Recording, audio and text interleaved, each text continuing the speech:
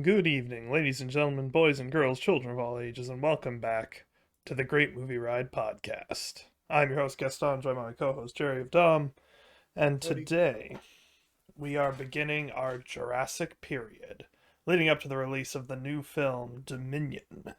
We will be looking at each of the Jurassic Park films, starting with Jurassic Park, 1993. I don't know what happened to my voice there, hold on. The gravel. So you want to kick us off the previewing thoughts? It had been a long time since I'd watched it, and was hoping that it stood up for what I remembered. Um, Jurassic Park is one of my all-time favorite movies, and of all of the movies that we've reviewed so far, this is the one I've seen the most. Um, it had been a little bit since I had watched it, but not. We're talking like maybe a year or two. Yeah. But I've watched it a lot, and I was very excited to see it again. I'm very excited for this podcast. I'm super pumped.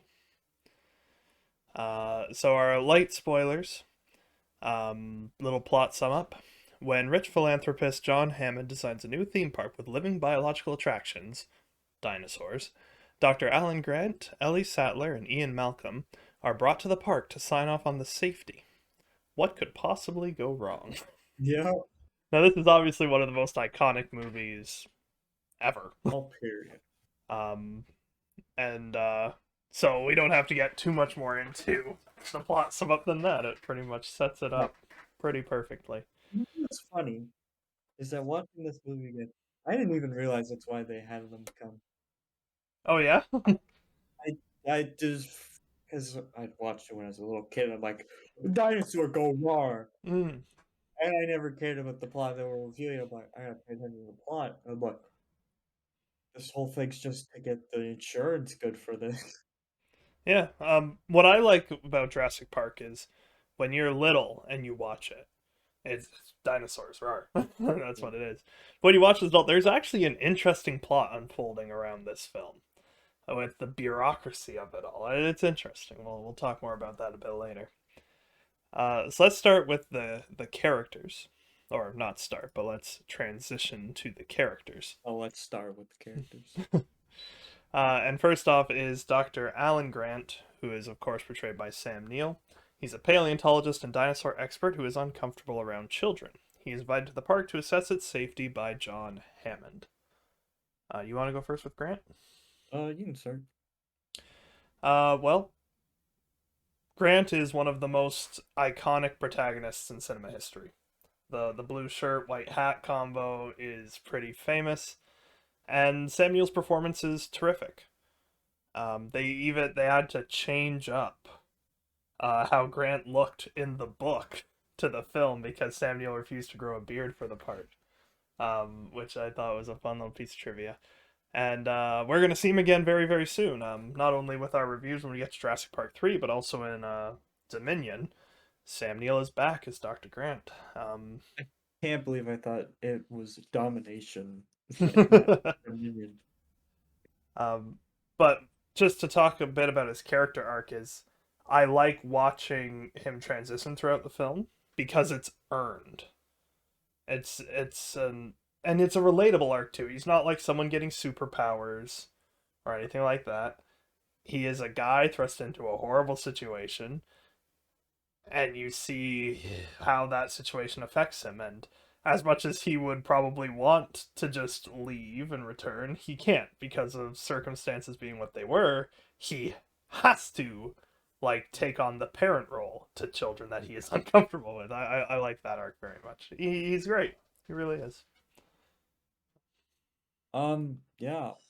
It's a lot more depth than from what I remember because it's just this guy that's stuck with kids, and I know that he didn't even like kids and all that. It's funny rewatching it because I'm like, man, there's more than just dinosaurs going on. Um, but it's interesting how he has this opinion of the dinosaurs. They're so amazing to see, but at the same time, he's surprised that they were made. Yeah, I like It the brings an interesting contrast. table to it. Yeah, I like the contrast with him when he first sees the brachiosaur, his reaction and everything, and you never really know how he actually feels about it until the lunch scene, and he's the final word. That I really like that. I love that lunch scene. But we're gonna talk more about that a bit later. So let's talk about Dr. Ellie Sattler, who's portrayed by Laura Dern, a paleobotanist and flora expert who is dating Dr. Grant. She's invited to the park for the same reason by the same person. You want to start with Dr. Sattler? Um, yeah, they're again. I I was more plucked than I thought they were always dating, and I was so confused in the third one when they're not married. Yeah. And I was like, huh? Were they just friends or something? But now it's like, no, they were together. Yeah, stuff And it's like, happens. oh, man. Um, but seeing the contrast and how she like forces him to get to know the kids and all that, and That he's like, scene. no, and then he's inevitably forced upon with the kids, Hmm. and then she sees how they end up at the end and all that. It's entertaining. Yeah. And she balances Grant out in a Yeah. very nice way. He would be so lost without her. And Laura Dern, she's very likable in the role. She has a couple really good comebacks, especially later in the film, with specifically with Hammond, and discuss sexism in a disaster situation another time. I love that. You know what's interesting though is I want to point out is that the women in this movie very much have this power role and they don't feel useless. Yeah, That's something I wanted to point out because I'm like a lot of people bring out like older movies and all that they're shoved to the side a lot. I'm like both the women in this movie were very crucial to the plot. yeah. That's one thing that I really love about Jurassic Park is pretty much every character we're going to talk about is well written and well executed. Even if they're not in it for much, the role they serve, you can't imagine the movie without that character, No. no matter how much they were in there for. And Laura Dern is a great, well, Ellie Sattler is a great cinema female protagonist. Like, Yep. I wish she was in Jurassic Park 3 for more than a cameo. I look forward to seeing her in Dominion. Like, it's going to be great. Hmm. So let's talk about Dr. Ian Malcolm, who's played by Jeff Goldblum, a chaos theorist and mathematician who does not agree with John Hammond. He's invited to assess the park by Gennaro the lawyer. And this is Jeff Goldblum at his very best. His Ian Malcolm, it is iconic. He is funny, has some of the best like one-liners in the film, best humor moments, but he also has some of the deepest lines in the film. I referred again I referred to the lunch sequence, but I'll refer to it again with the way the one shot is framed, where he says, "What you call science and discovery, I call the rape of the natural world," with like the light right behind his head, so that everything is darker. I like that a lot, and he's quite the opposite of Grant. They're both not people persons in other ways. Malcolm's like the cool guy who thinks he's a people person but has trouble interacting with him, and then Grant is very much just an average Joe who doesn't like people. Um, but he's and then of course the life finds a way speech Oh is yeah. iconic, and it's only as iconic as this because of Jeff Goldblum's delivery of it, with the sudden speeding up of his words at certain points and the pausing and the well, there it is. It's he's awesome. I love Malcolm.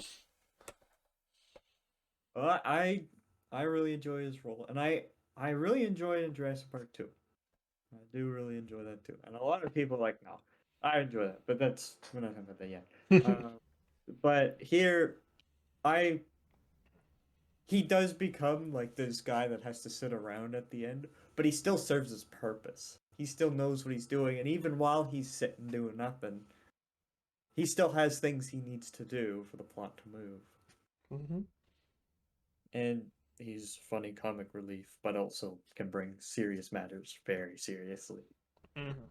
I think my favorite part is when they're in the tour and everyone gets out and he just starts talking to himself. Yeah. He's like, "This was unpredictable." Like, who could have predicted that Dr. Grant would jump out of a moving vehicle? And then Ellie just out, there's another example. Now here I am. talking to myself. Could be that. Now that's chaos theory. That's chaos theory. So let's talk about Dr. John Hammond, who is portrayed by Richard Attenborough, an industrialist and creator of Jurassic Park. That was really just the one note for his Wow. background. That's who he is. I guess it's your turn to start with. And a grandfather.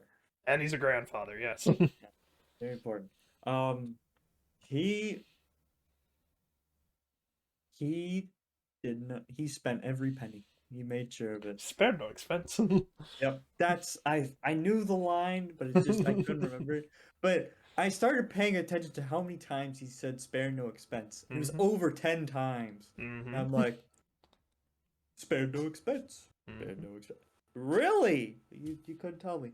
Uh, but it's interesting to see how he goes from like he never did it for the money. He did it for entertainment, Mm-hmm. and I think that was the most interesting thing looking back. And like he was forced upon with the one guy that was there. That's like if I don't like what I see, they're not gonna like what I see, and blah blah Yeah. blah. And then he's also like, charge them 10,000, 2,000, doesn't matter, they'll come. And he's like, this is for the people, it's for everyone. Mm-hmm. And it's interesting to see that he's not one of those horrible, cruel people of the world that like to charge everything extreme amounts for no reason. Mm-hmm. In the novel, I don't know if you ever read the book. It's a good No, read, but in the novel, John Hammond is far more antagonistic. I would say he's a villain in the novel, really. and he does die at the end. He gets what he deserves in the novel, Wow. and the actor Richard Attenborough, he gives such a warm likability to him that they changed the script to make John Hammond what he was. Because while Richard Attenborough was a very great actor who no doubt could have pulled off a more sinister turn, he was just too likable. Yep. And the writer of the book, Michael Crichton, was also the screenplay writer for the movie. So Yeah. it's not that they went against his wishes either. He No. chose to make those changes for him, and he's very likable. He's grandfatherly, and I love the way he delivers his lines, the cadence of it, and the Yep. ups and the downs, and the little yeah, we have a T-Rex. Like I love that, and then I love He's the excited grandfather with his grandchildren. yeah, exactly. And then I really love he has one of my favorite lines in cinema history when he's talking to Nedry. He says, "I don't blame people for their mistakes, but I do ask that they pay for them." And I agree with that statement 100%. Everyone's going to make mistakes.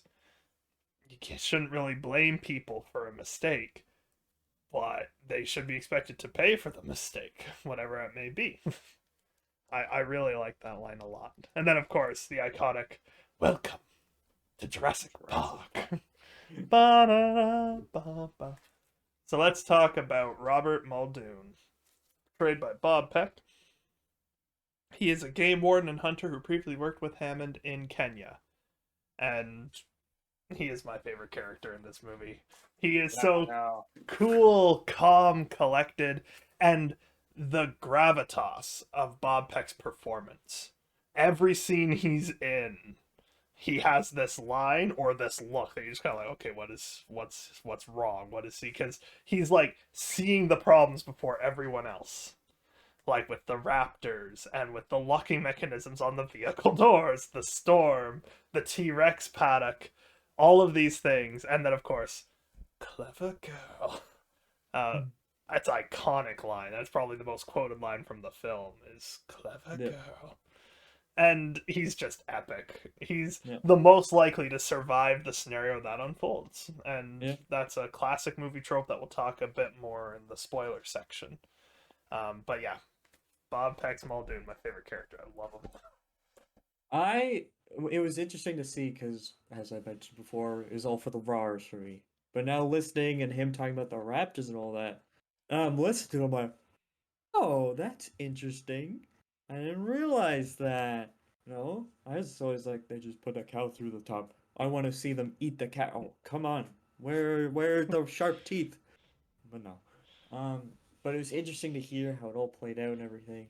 But they mentioned that one raptor was bigger than the others. Mm-hmm. and I'm not sure which one that was. I'm not sure either, but it's the one from the start of the film. Yeah. Afterwards, other than one definitely seems to be dominant and the other one subservient, I didn't really notice a size difference. It might be that the one that was the bigger, more dominant was got locked into the electrical room. It could be. It's possible.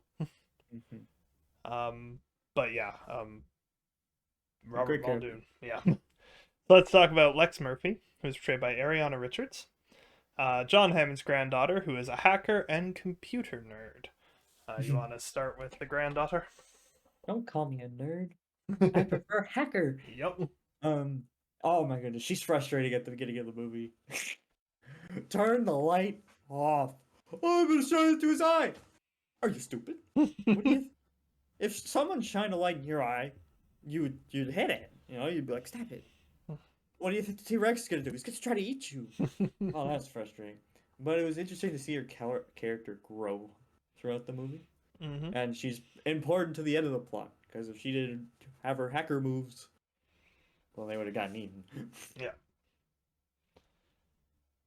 Yeah, I really I do like Lex and Tim, but we'll talk more about Tim in a moment. But like she has some cute moments with Grant at the beginning, towards the beginning of the film, with the she said I should ride with you, and then when she trips and Grant helps her up, just not letting go of his hand. And then of course as she changes, obviously when situations happen, it's got to change. When she has to take that leadership role in the kitchen sequence, the beautiful nature of that thing we'll talk about later, but she does it well, and I just want to point out that some child actors can bring a film down, Yeah, that's for sure. but that's I feel that is not the case with this film for either child actor. I think they both did extremely well. Um, so with that transition, let's talk about Tim. Tim Murphy was portrayed by Joseph Mazzello, John Hammond's grandson, who is also a budding dinosaur expert and is familiar with Grant and has like a celebrity revelation moment with him. And Tim has a bit more to do in the film than Lex does. More in being in peril, sort of way, but it's still a bit more to do. And the kid does it well. Like I didn't actually bother to count it. I probably should have, but the kid's probably like 8 or 9 and is the centerpiece of so many of these incredibly iconic sequences. And I like how he has the same basic, like, as far as dinosaurs are concerned, he has the same basic arc as Grant, but he reacts to it very differently. Because like his love of dinosaurs is challenged when things start to go wrong. Yep. But he never seems to lose that sparkle that No. Grant most definitely does. And I also love watching him and Grant interact and how that changes throughout the film as well, like following him in through the cars. Now tell me, Tim, which car do you plan on riding? Whichever one you're at. I love that scene. Go ahead. No, so I just put a chip in my mouth. Stop eating. Um,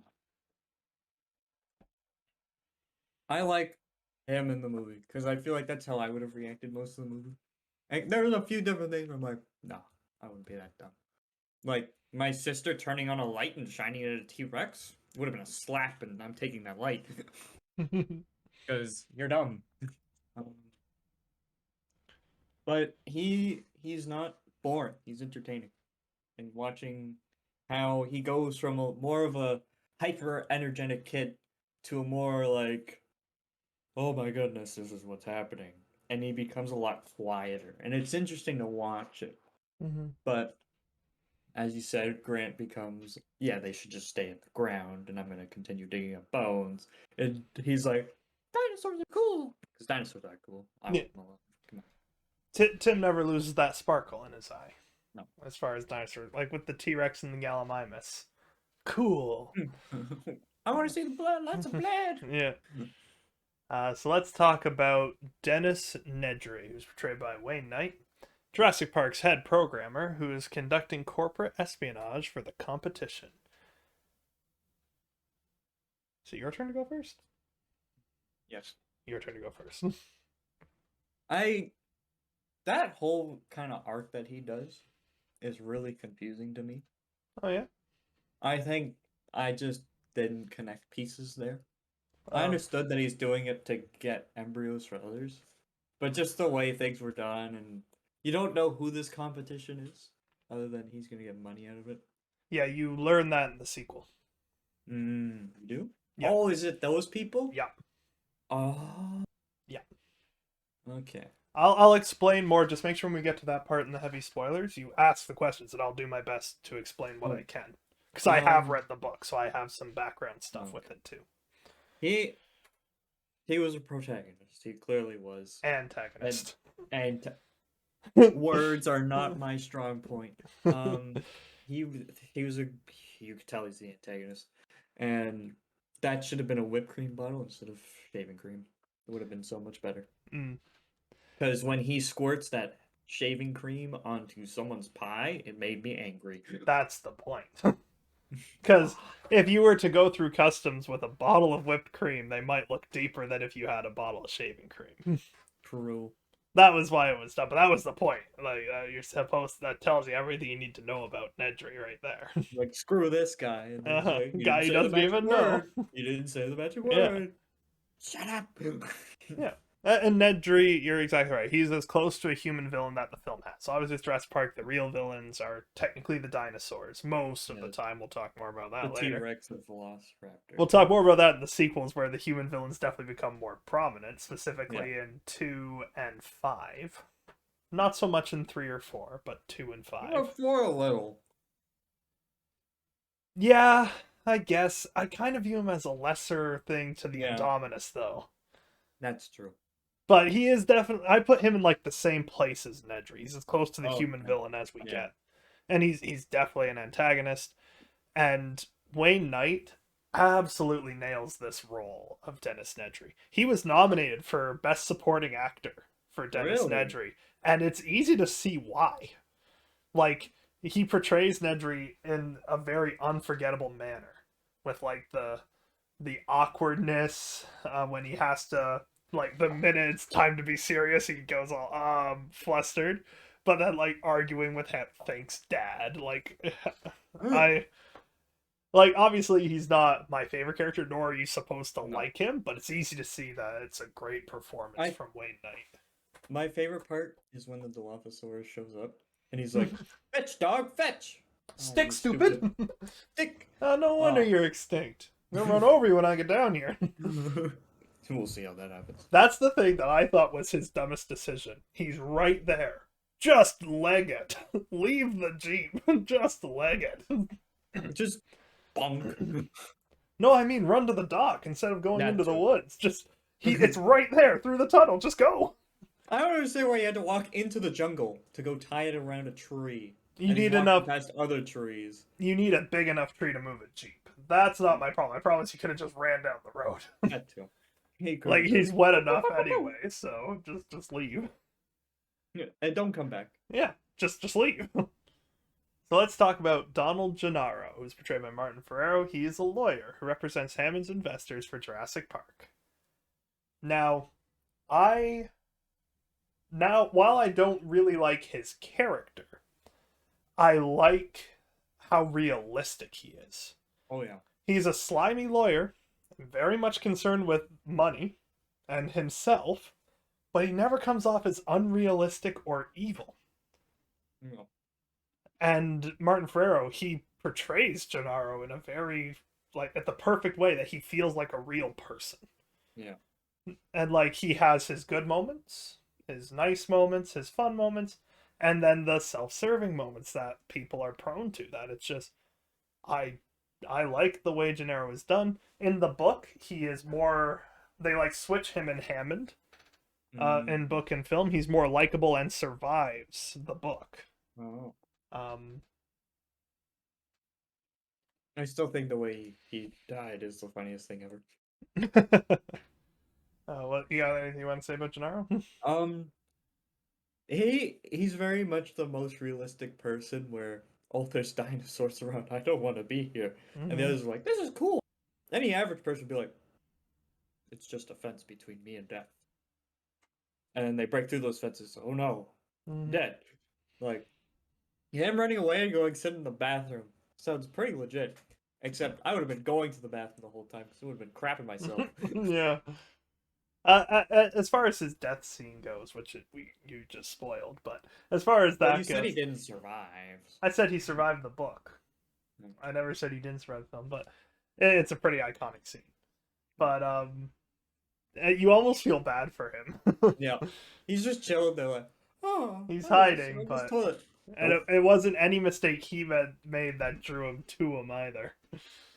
Um, so finally, let's talk about Ray Arnold, portrayed by Samuel L. Jackson. He is the head technician for Jurassic Park. It's your turn. Hold on to your butts. Hold on to your butts. That's an iconic line. Um, Mm-hmm. though he's not a super out there character, he is there and you know he's there. And Mm-hmm. it's not like when other people are in the room, his light of being Samuel Jackson's character is taken away. No, you know that he's there and he holds the spot, and the way he deals with things is pretty understandable because he's like above Ned and he's just stuck with having to deal with his idiocy. Mm-hmm. And it's funnier when he goes over to his desk, he's like, "This is filthy," and just like throws half his stuff What a onto the floor. complete slob. Yeah, I have a very similar stance to you. He's an interesting character, um, but he doesn't have a lot of screen time. He probably has the least screen time of the characters we're talking about today. It's either him or Gennaro. They're close. Yeah, Um, but he has some iconic lines and moments. And of course, Samuel L. Jackson, he's great in yeah, pretty much every role. Every role I've seen him do, he's been great, and this is no different. But he doesn't get to do enough no, in the film, and to me, that makes him my least favorite character. It's not that I have anything against him. In the book, he has an extended sequence that I'll talk about in heavy spoilers that I really wish was in the film. That would have made his with Samuel L. Jackson's performance with it would have made it so much different, a lot darker. But um, that's always nice. so let's transition to the effects and cinematography. I'm interested what you're going to say about it. Um, I'll start with my opinion. The effects in this film, in my opinion, they still hold up today. And this is in large part due to the amount of practical effects and animatronics that are put to work in this film. All throughout, there are animatronics, practical effects, and only wow, only CGI when it was needed. And like, of course, some things are not as good as they could be today. No, But when you look at it in 1993 compared to everything else around at the time, and the fact that it still looks good today speaks volumes to how well done the effects in this film are. we're looking at you, Icarus flying. Mm-hmm. Or the ship taking off. Same Yeah, movie. Um, and another thing I want to mention is they cleverly use lighting effects to hide what could have been a more dodgy CGI moment by having a certain death scene take place in the rain with not a lot of lighting. That it looks perfectly fine oh yeah. because of the clever choice of effects. It's like Spielberg knew what the effects could and couldn't do. That's another thing. He never overestimated what his effects could do, and he took all the steps needed to make what effects he had work perfectly. I love it so much. Go ahead for the effects.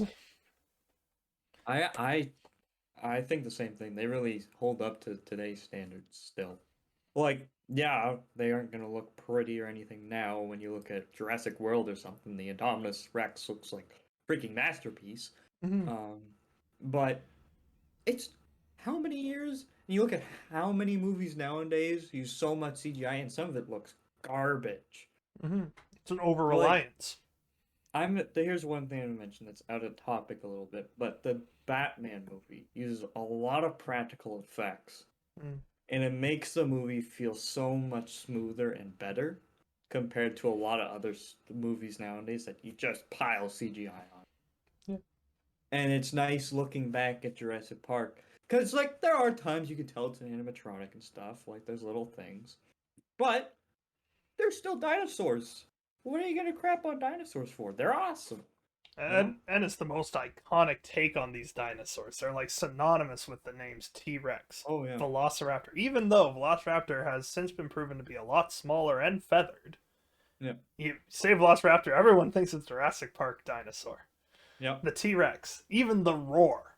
Jurassic Park has shaped our view of dinosaurs so much. Oh, It's yeah. it's cool. It It was a becomes lot of things. synonymous.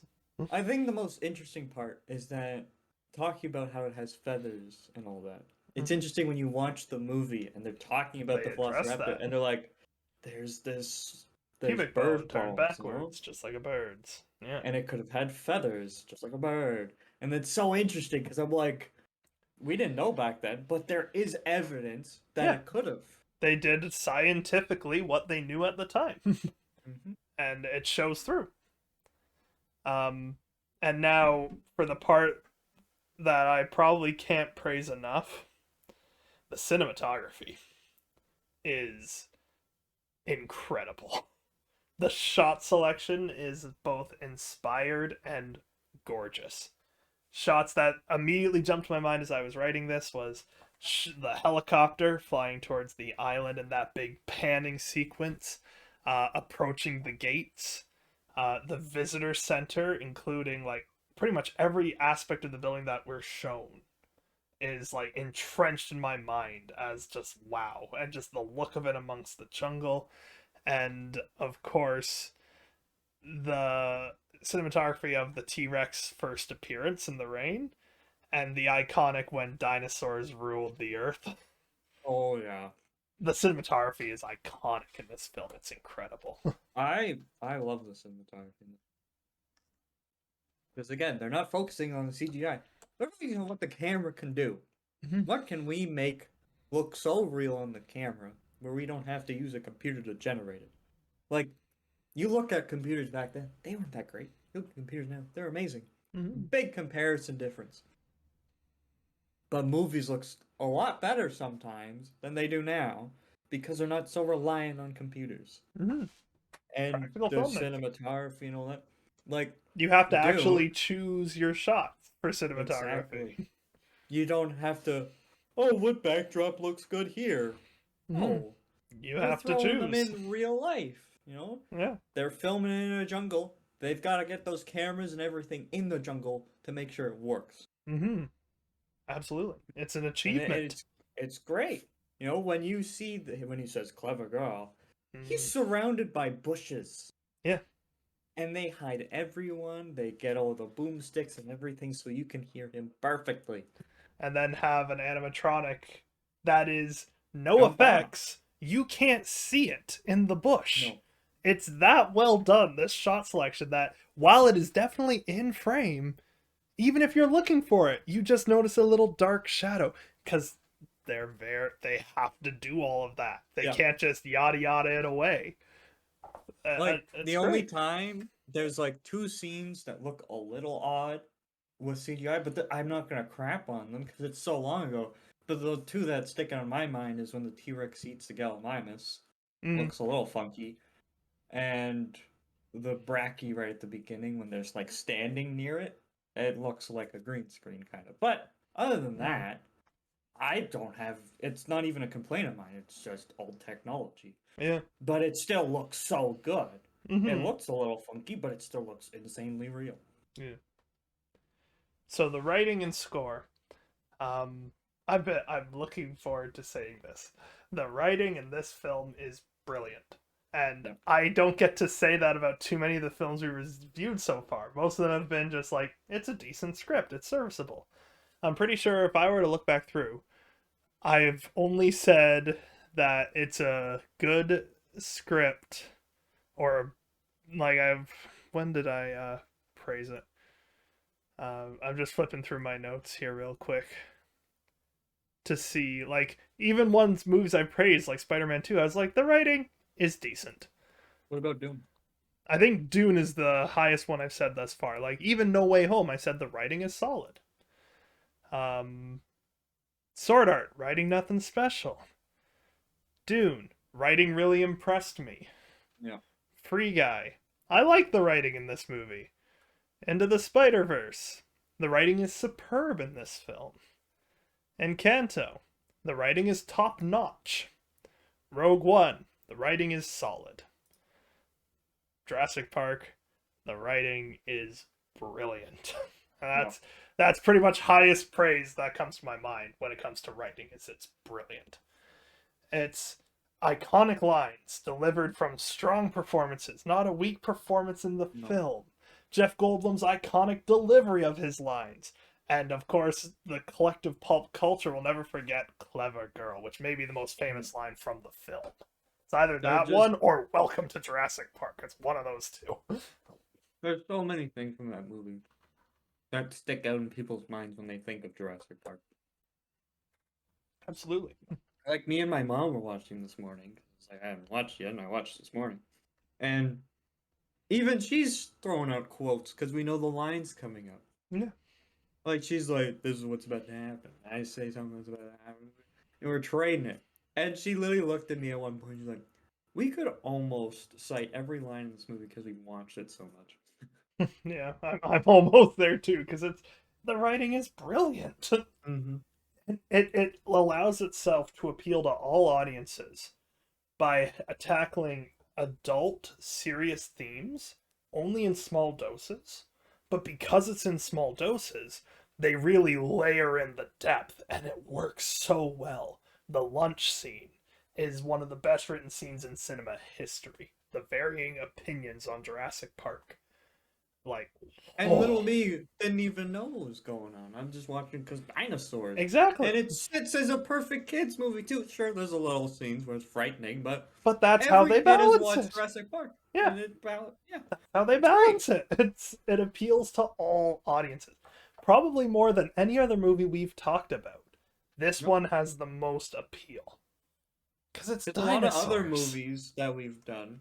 Is like there's a lot of background information you gotta know, or it was Encanto where it's a musical and it's a Disney movie, so it doesn't necessarily go to all audiences. Yeah, no, every audience is different. Like, if you don't like Star Wars, you're not gonna like Rogue One. You don't like Disney, you're not gonna like Encanto. You don't like superheroes, you're not gonna like Eternal, Shang-Chi, Spider-Man 2, Spider-Man No Way Home, Into the Spider-Verse. Probably wouldn't like Free Guy. You don't like thinking, you wouldn't like Dune. You don't like anime, you wouldn't like Sword Art Online. Who doesn't like dinosaurs? I've never met someone who says I No. don't like dinosaurs. Jurassic Park has And the only people I hear universal. that say I don't like dinosaurs are trying to look cool because they're older now. But in the end, they're like, yeah, I still like dinosaurs. Dinosaurs are cool. Yeah. Like Jurassic Park has universal appeal. It is iconic. If you watched it as a kid and haven't watched it since you're listening to this, go watch it now. You'll see that extra layer of depth we're talking about because you see something different in what age you are. It's really cool. Um, and now for another topic that I probably can't praise enough, the score. Oh my It's goodness. phenomenal.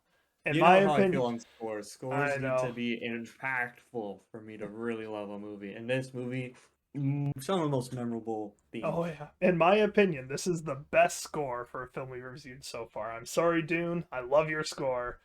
Jurassic Park. Yeah. The iconic ba-da-dun, dun, dun, da-da-da. It's iconic. It's brilliant. And now, to be fair, some of the other tracks get overshadowed by how incredible the main title is. But listen, and you will recognize that you remembered it. That's what Yeah. I find is every scene. It's like I remember this score. Like it gets overshadowed when you think Jurassic Park score. You're automatically going to think of that soaring ba da da da da. Every scene, Yep. the score There's is something really good. ooh, I love it. John Williams. I think some of the most impactful stuff is when they cut the score because you're so used to it, and it comes kind of like like a white noise to you, and they stop it, and you're like, "Oh, you're what's happening?" And then it kicks in right when something's about to happen. You're like, "Oh, oh!" you're thinking of the electric shed scene, aren't you?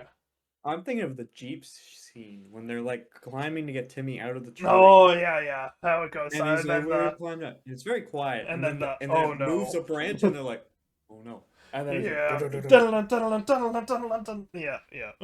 John Williams, man. John freaking What a Williams. guy.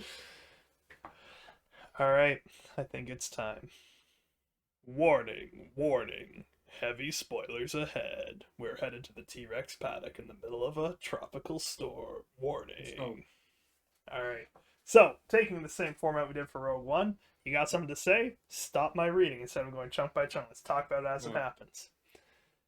So, the brief background we are given. Industrialist John Hammond has created a theme park of cloned dinosaurs called Jurassic Park on Isla Nublar, an island off the coast of Costa Rica.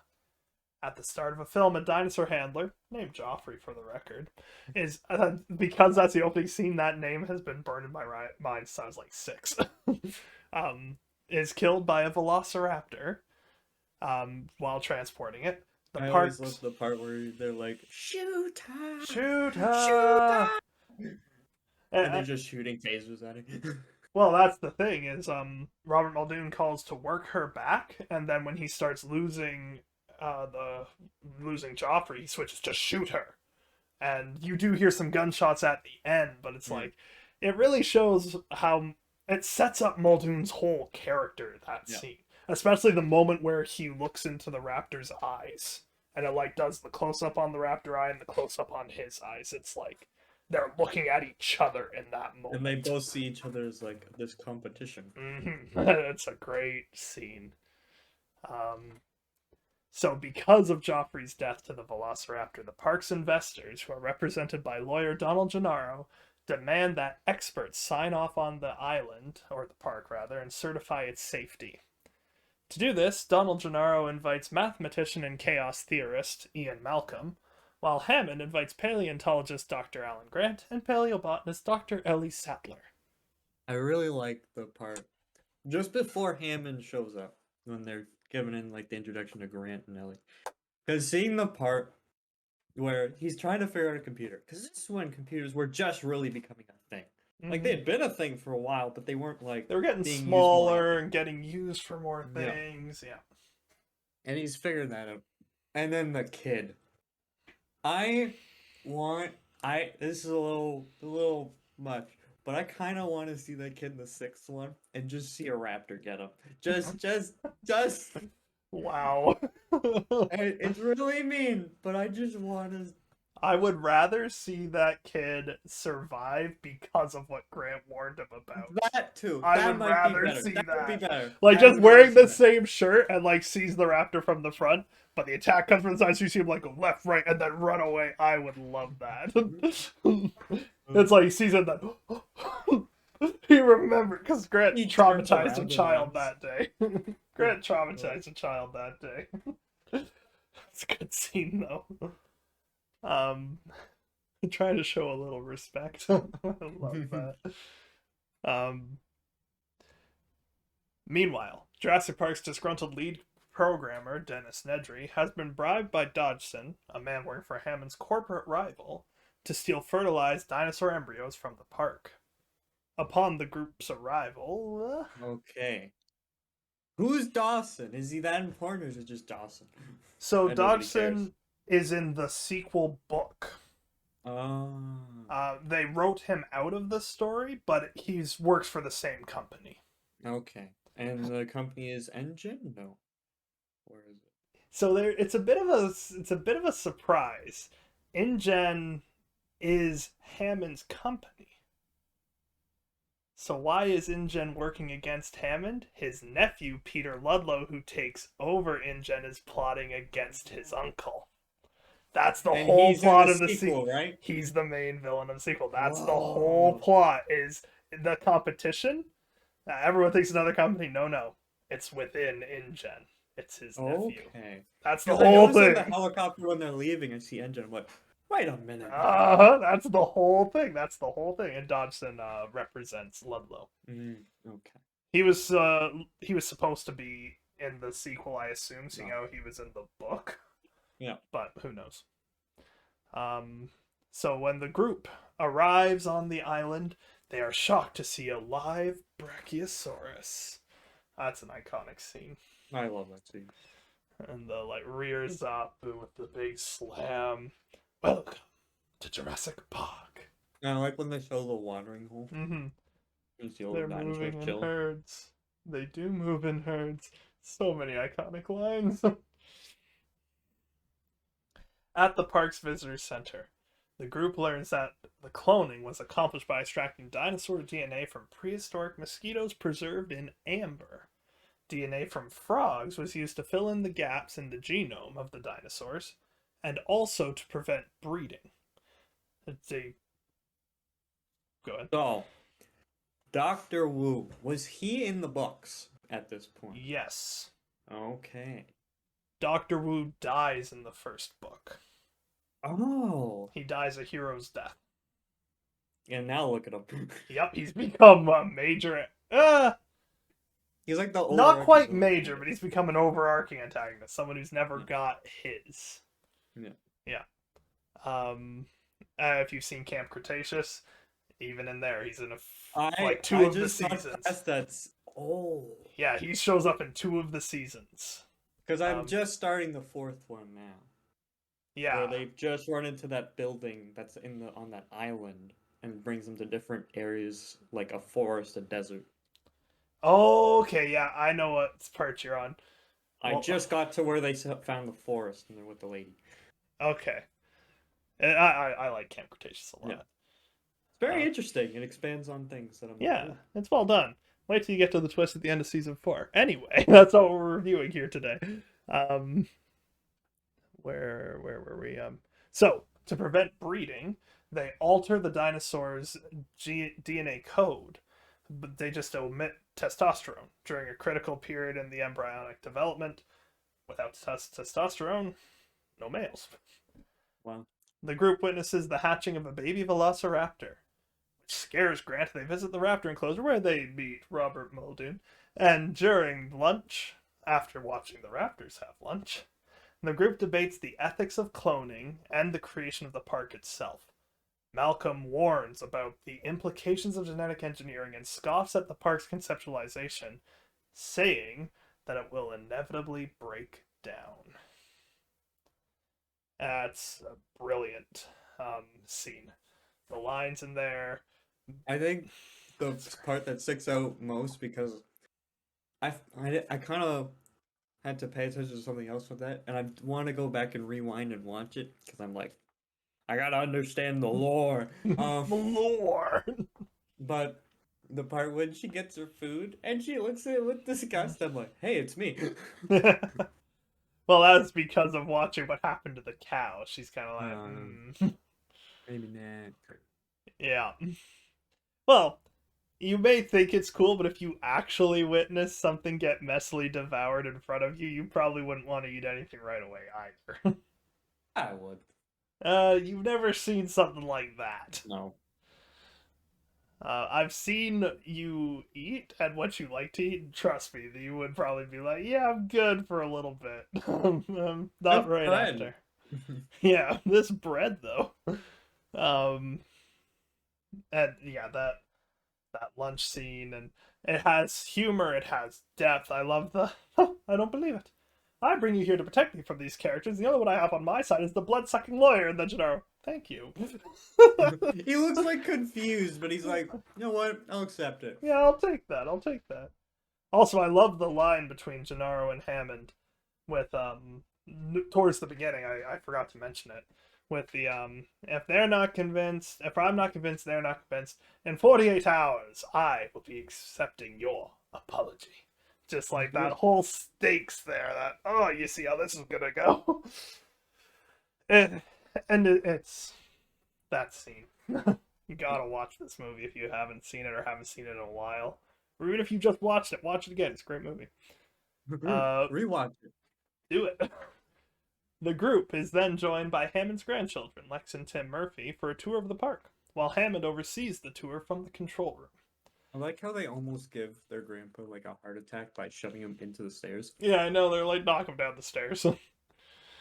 The tour does not go as planned, with most of the dinosaurs failing to appear, and the only dinosaur they encounter is a sick Triceratops. The tour is then cut short as a tropical cyclone approaches Isla Nublar, I just want to mention that Triceratops animatronic is so sick. I love Yeah. that. The scale of it, the movement. I was watching a thing on how they did that. Its stomach was a balloon that they just pressed full of Really? air to get the breathing effect. Wow. It's really cool. And then like I think Grant the on only it. part that was really clear that it was animatronic is when they're panning the camera out when they're leaving, and you Mm, see its foot is the only thing that moves, and mm. absolutely nothing else moves. And I'm like, I like it took me a while that they used animatronics in the movie until the Triceratops was like, I have a suspicion, but I am not aware. yeah, so it's like it only had a few program movements. Its front legs and head would turn, and then its tail and rear legs would turn with a balloon in the center. Mhm. That's and it's just slide turks. It's a sick Triceratops, so they don't need it to do No, anything more than that. no. I love that series. Then the dinosaur droppings. Droppings? You mean dinosaur droppings? Well, she's certainly tenacious. You have no idea. You do intend to wash your hands before you eat something. I think my favorite is when he walks in like, this is the biggest pile of crap I've ever This seen. is one big pile. It's funny. Um, Most of the park employees leave the island for the main boat, while the visitors return to their electric tour vehicles, except Dr. Sattler, who stays behind with the park's veterinarian, Dr. Harding, to study the Triceratops. Dr. Harding is given much more to do in the book than he does in the Oh, film. okay. In the film, he's Because he in kind of one just scene. disappears. He goes to the dock and leaves. Hmm. As far as I remember, he does that in the book as well, but they focus more on the science in the book. Hmm. See, for a movie, you have to keep people entertained for however long the movie Movie is. reason. For a book, people can put it down and come back to it. So they take the time to explain all the science, which is really cool and Yeah. bigger understanding of Jurassic Park. It's cool. This is when Dennis Nedry springs into action. He deactivates the park's security systems to gain access to the embryo storage room and stores the embryos inside a container disguised as a shaving cream can. Nedry's sabotage also cuts power to the tour vehicles, stranding them just near the Tyrannosaurus paddock. Most of the park's electric fences are deactivated as well, which leads to our next scene. But you had some questions about Nedry. If I can answer them, I No, will try. they're fine. No, Okay. I can't Um, remember them. If I did. all right. Um, and with the paddock electrified fence deactivated, the Tyrannosaurus escapes and attacks the group in one of the the most iconic scene in the film. Oh, The T-Rex emerging, roar! It's oh man. Um, Lots of stuff is about to go wrong. oh yeah. Just on a side note, I'm shocked to learn that there's not been a horror game made off of this scene, and then I did some research, and there is one fan made game that you can play for free. That's just a demo of Can You Survive the T Rex breaking out. But how Whoa. about a first person survival horror game in Jurassic Park? I don't think we've gotten anything like that No, before. we have Build a Tycoon, And then we have like little action games that are like side scrollers, right? or we have Lego Jurassic Park. True. But hear me out. Crinchy, Tyler Define, and I talked about this in depth in early 2020. Right, this pandemic was going to go. We're like, we need a Jurassic Park game. That is Jurassic World Evolution. Build your park. And then the credits roll. And then you get a warning signal. And you are thrust into a first person survival of your park when it goes wrong. So the better you do in the first half of the game, the harder it is in the second half by Oh, having all these predators. Because that's what gives you the money. You try to get the money, you get all those things. Now you got to survive your own park. And imagine having like 5 add-ons. but they like, we're like, for this to work though, they'd have to not tell anyone.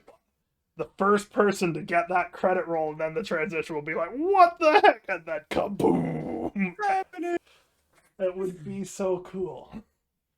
Um, so the T Rex attacks, and she rather attacks Tim and Lex's vehicle, because of the light aforementioned. And she's an idiot. Um, and overturns the tour vehicle, pinning Tim and Lex inside.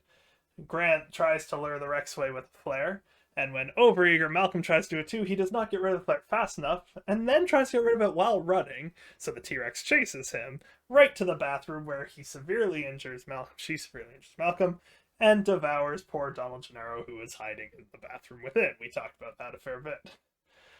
Grant helps Lex and Tim escape the vehicle, but Tim's feet are pinned into the ground with the seat. The Rex yeets the Jeep over the edge, and Grant has to first get Lex down this big drop that I'll talk about more in a moment, and then climb a tree to get Tim out of the tree. So now let's talk about the only plot hole This that I can bothered me see so much. in Jurassic Park. The T-Rex is about... Here's the other thing, though. You can see the level ground when they're driving by and can see where the goat is. Yeah. It then proceeds to walk out from where it came from. Yeah, the It then pans T-Rex... back to where he came from, and it's just big gaping cliff. The T-Rex is about 12 to 16 feet tall to the shoulder. And the Jeep and subsequently Grant, Lex, and Tim have to go down like a 50-foot thing. With no explanation. That is the one plot hole And then that I've got one for the more. film. It's a bit after this when they go looking for them. And they somehow teleport from up there to down there. And then drive away and somehow end up back on top. Well, that part's not as much of a plot hole, because if you look in the background from the crashed car, there's still the big gap. Okay. They just don't explain how they got down there. They just left the Jeep up there. They just had to go back up there. Well, when they go back up to where the Jeep is in a completely different area. Well, yeah, they would move it slightly because they had to get Malcolm into it. That's not my problem. It's fine if that's your problem. That's not a problem to me. It's That the whole cliff. that whole cliff and where the Jeep ended up was my one problem. Okay. Other than that, I don't think I got any. Meanwhile, as Nedry is on his way to deliver the embryos to the island's dock, he's a failure and becomes lost in the rain, crashes his Jeep Wrangler, and after that stick stupid we talked about, he is killed by said Dilophosaurus. I can't. I worded that. He's a failure. He's a failure. I mean, like, he really is. Like, Oh yeah. he got lost going to the dock that is the only way off the island. And when we meet him, he's in Costa Rica. He's off the island. Which means that within the last 24 hours, he had been to the dock. Yep. And he would have to have been back and forth multiple times to ever go home. Never once is it indicated that they live on Isla Nublar. No. It He's a failure. frustrated me because I'm like, man, how are you this stupid? And how he spins the arrow for where the dock is, and then says that works. Yeah, he's and just goes like, sure, the that's wrong right. way. Yeah, he's a What? failure. He's a failure. And then drives off a cliff. Yeah.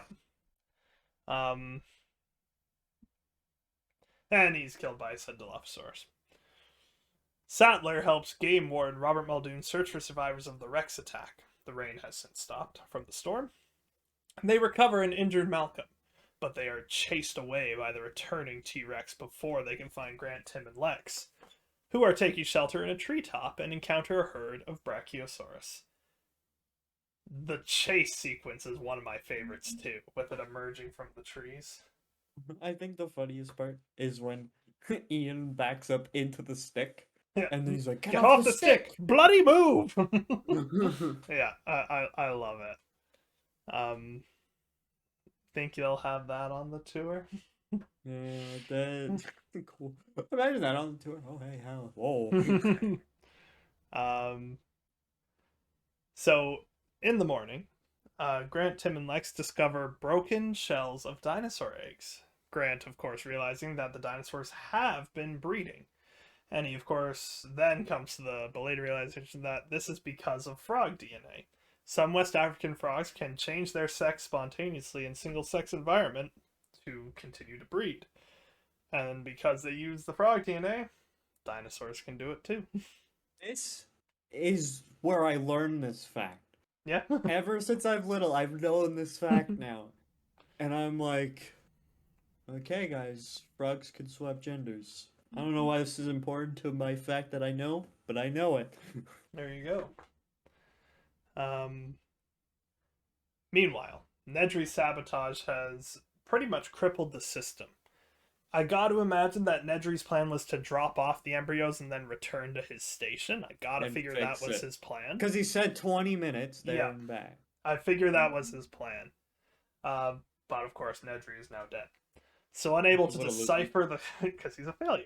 Unable to decipher the code to reactivate the security system, Hammond and Chief Engineer Ray Arnold reboot the park's systems. This requires shutting everything off, including the few things Nedry chose to keep online, like the raptor paddock. Yep. The group shuts down the park's grid and retreats to an emergency bunker for safety, while Arnold heads to a maintenance shed to complete the rebooting process. When Arnold fails to return, Sattler and Muldoon head to the shed. They discover that the shutdown deactivated the remaining fences, velociraptors included. Oh, yeah.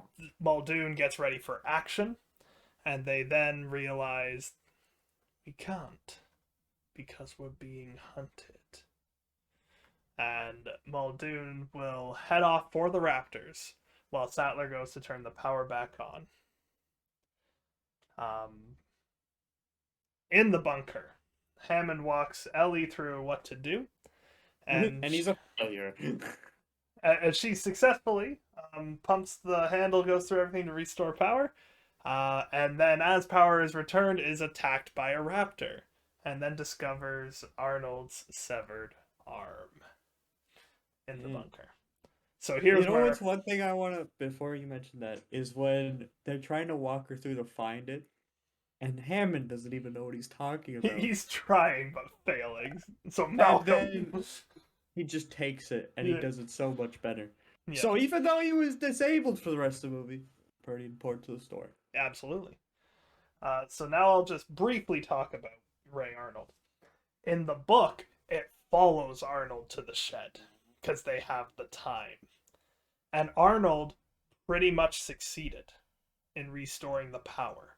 That's why it's so easy to restore the entire power to the island from just pumping a handle 5 times and then pressing a button. Because Arnold was almost done. The raptor attacked him, and it is a very hard to read portion of him struggling for his life and almost escaping the shed before it drops on him from above.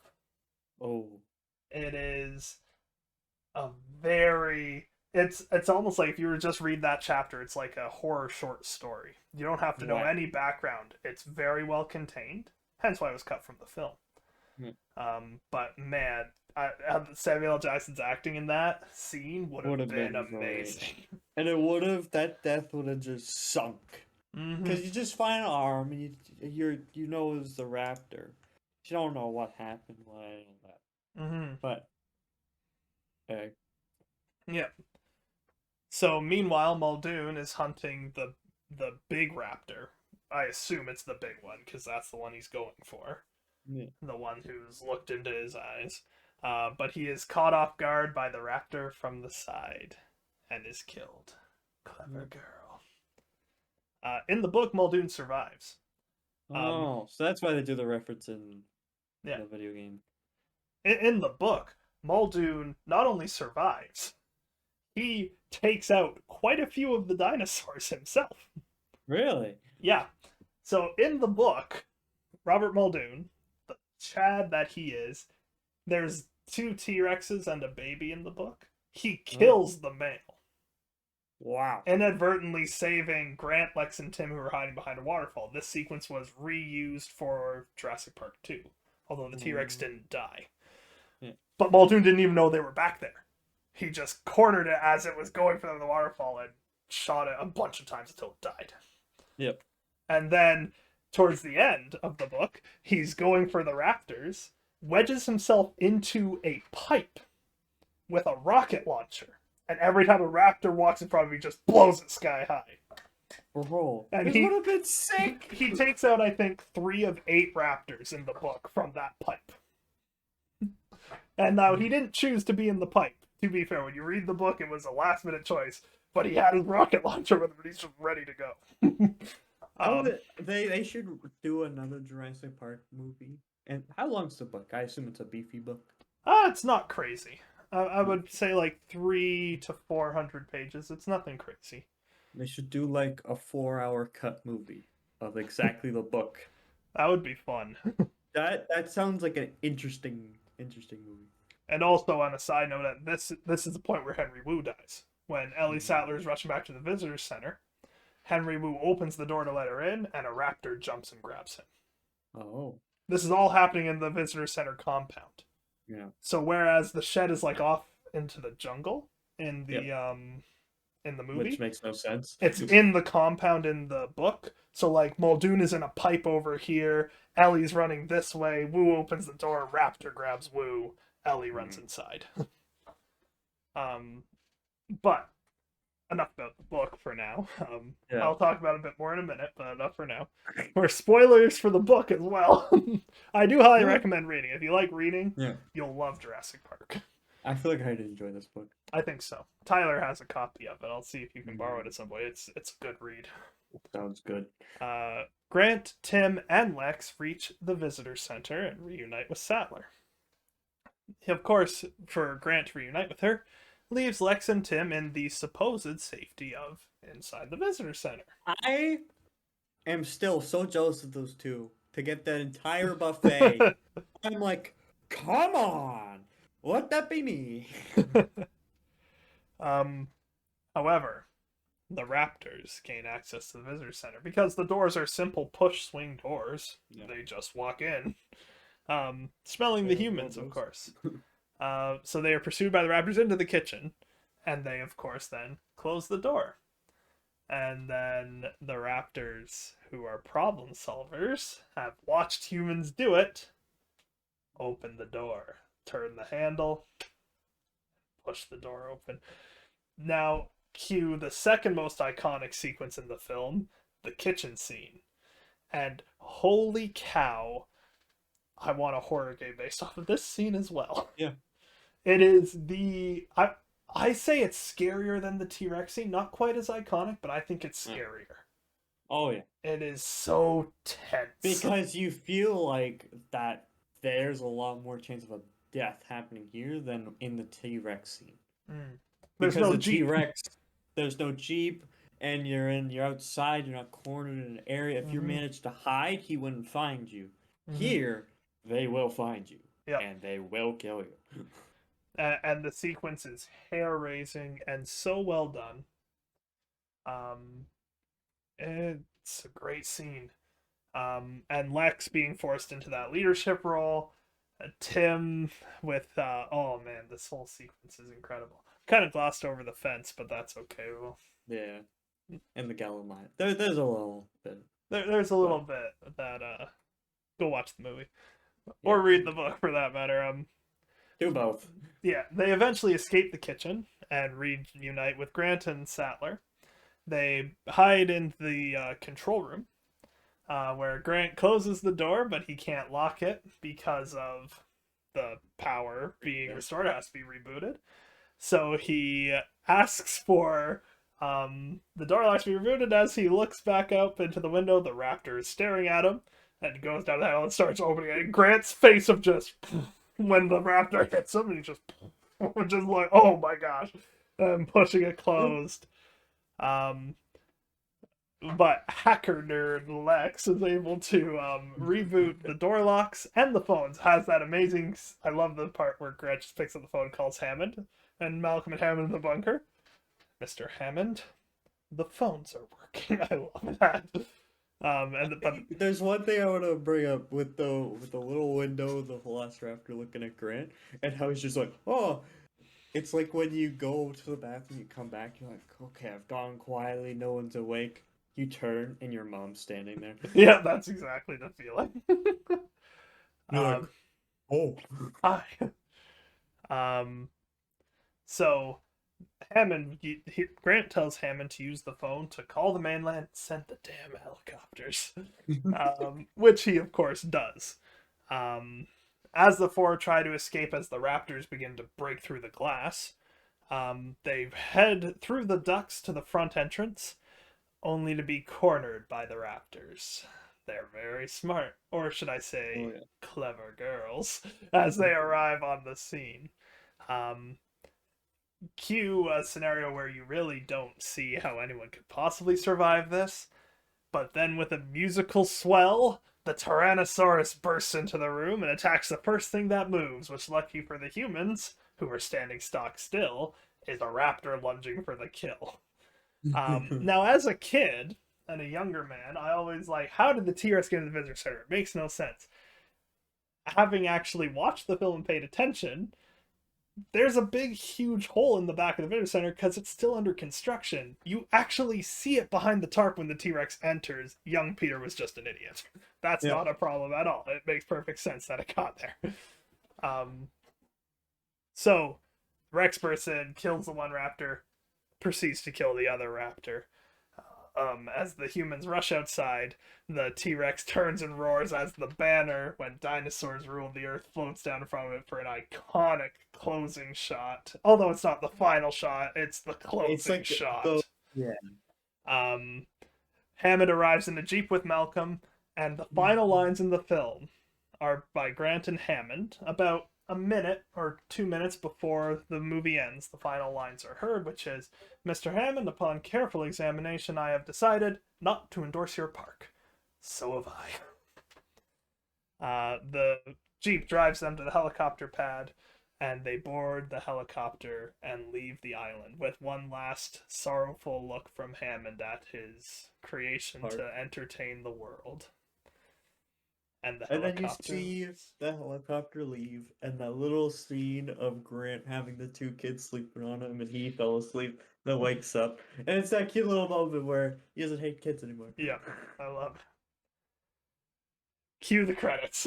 What a movie. Like, Oh, there's one more thing I want to mention. I did not know that Kathleen Kennedy was a producer of this movie. yep, absolutely. You know, why can't she make a good Star Wars movie? She helped produce Jurassic Park. To be fair, she hasn't had a director like Spielberg since. That's okay. Like, Abrams is good, don't get me wrong, but he ain't Yeah. Spielberg. Oh. Should have Spielberg do a Star Wars movie. I wonder how it would look, because he helped George Lucas with the original trilogy. Yeah.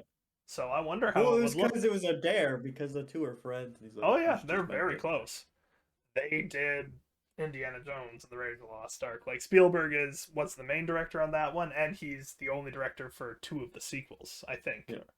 Maybe someone else did Last Crusade. That I'm not entirely sure, but Spielberg, he's Steven Spielberg. Yeah. Guy's got a accolade list as long as my arm. Like, it's crazy. Um, what a movie! What a I movie. love Jurassic Park. I think the big thing that this movie does, as we mentioned, brings out dinosaurs a lot more. But Velociraptors were known and they were like, it was part of the dinosaur, but I don't think Velociraptors really had this fear instilled in them until the Jurassic Park movies. I would say probably not. I would Like, be they really surprised. brought them to light in this movie. Because everyone knew what a T Rex was, people knew what some of the others were. Maybe not by name, but they knew what they looked like. Yeah. And this movie really brought out Velociraptors and continued to in the others. Mm-hmm. The Velociraptors are like the poster boys of the series. That or the T Now they are. Rex. Um, so let's transition to our favorite and least favorite scene. You want to go first with your favorite? My favorite scene. Oh, I honestly think it's when the T Rex makes its first appearance and just watching everyone just sink in with the realization of what has just happened. Yeah, I Every agree. time the tremors happened with the puddles. And the That's such an water, yeah. iconic thing. I agree. The T Rex escape sequence. I love Robert Muldoon. Clever Girl sequence is probably my second favorite. I feel like that might be the most tense sequence because there's no Yeah. music, it's just him alone. Like, I love that sequence. But the T Rex scene, oh my gosh, it's brilliant. Everything, the framing, the lighting, all of it. Oh man. Your least favorite scene. I'm interested to see what you say for this one. That dang plot hole. Oh yeah? I it bothered me. Interesting. I was like, this makes no sense. Why is it like this? My least favorite scene is actually the rather abrupt ending. I just Mm, feel like it ends too quickly. From I the can see that. like the last lines in the film are when they're right in front of the T Rex, and then it's just a minute, 2 minutes, we're done. It's like that was fast. It was almost done for the specific point of no sequels. And while I'm not saying I wish there was sequel bait, I wish for the same wrap up the book gives it. Because obviously, when you write a book, you don't plan on a sequel. You never know how a book's going to Oh sell. yeah. I think it's better when they do the wrap up where they don't have a sequel idea to it. Yeah, Even if they have one planned, as long as you it's don't got to be set it up. contained story. Yeah. Like Because there's a lot of movies where they aren't contained anymore. They oh, always have to get absolutely. a sequel and all that. That's a very popular thing now. And Hmm. I'm like, where's my standalone movies? Come on. Yeah, Dune. It's a perfect example. We both love Dune, but it's a very sequel baity ending. Oh yeah. If it underperformed, people wouldn't have been satisfied because it wasn't an ending. That was my complaint about Dune. It's not an ending. I felt like if you're planning to have a sequel, you have to have the stuff ready, even if your movie flops, because you cannot just end a movie Or with at least that you setup. should have a story in mind for your sequel, Michael Bay. Anyway, um, that's really my complaint. Like I will complain about the plot hole with the cliff, but I can't judge it badly because I like both sequences. I like the T Rex coming out, which creates that first understanding, but I also really like the Jeep, like the terror of the Jeep falling mixed with the tree. I really like that sequence The too. tree part after it's just a jeep and them realizing that there's giant that's about it. After that, I was just like I don't care anymore. Overall rating. 99. I thought I had you this time for the highest rating. 98. You got me just slightly. The only thing stopping it from 100% for me is that abrupt ending. Give me a more satisfying conclusion. Not a sequel bait, not what I want, but give me some meaningful dialogue between the surviving characters. Would have been 100%. So, Yep. but resoundingly, this is our highest rated film thus far. It Oh definitely deserves it. When we started recording this, you didn't seem as excited to watch, so I'm like, oh, maybe he yeah. didn't like it. Maybe we'll have a big gap. We're off by 1%. Yeah. What a movie. Like, we've been on a streak of some pretty incredible films. Like Rogue One, we rated highly. I really liked Encanto. Uh, Into the Spider Verse was more of a middling affair for both of Yeah. us. Like, it was still high, but not crazy. Same with Free Yeah. Guy. But I think it's just I feel this way because of the high from Rogue One to this. Yeah. The energy we have for these movies is delightful to We're watch. talking about movies we enjoy, and sure, the rest of the Jurassic Park movies aren't cinematic masterpieces as the Yeah, first one is. But no. the third one still is my favorite. Movie wise, it's not as good. But it still sits in my heart because I love the Spinosaurus. I love the Mm. different things they decided to do with this movie. The Troodon scene. Oh my goodness. Not I Troodon, but you know what I Pterodactyl, mean. Pteranodon. Pterodactyl. I can pretty much guarantee that not a single of the other Jurassic Park films will break 90% for me. Jurassic World will probably be close. And of Yeah, course, I haven't seen the new film. New film could blow me away. I hope it does. yeah, I do too. If it's the final Jurassic film, make it a worthy successor to this film. Yeah, This special film. One of my favorites of all time. Definitely in my top five, if not top three films ever. yeah. Love this movie. So what's up next? Well, the Jurassic period is going to the Lost World. We're headed for our first trip to Isla Sorna in the sequel, coming at you next time. Next time. For the Great Movie Rad podcast, I am Gaston. I'm Jerryofdom. Hey, who's your favorite character? You never really specified. Oh, I I think it's Alan Grant. Alan Grant, What about you? Robert Muldoon. Robert. So for the Great Movie Rad podcast, I've been Robert Muldoon, I've been Alan Grant. and we'll see you in the Lost World. Bye, everybody. So yeah.